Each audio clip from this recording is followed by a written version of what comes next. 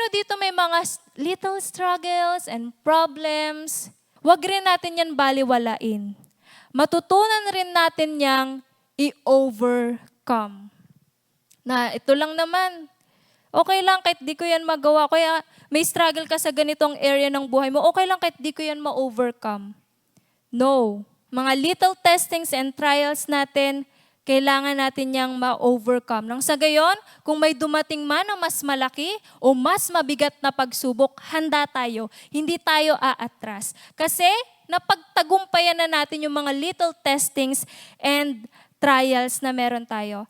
Have victories over small things. Bakit? Because it is during those times that God works on our character where we will gain strength and wisdom.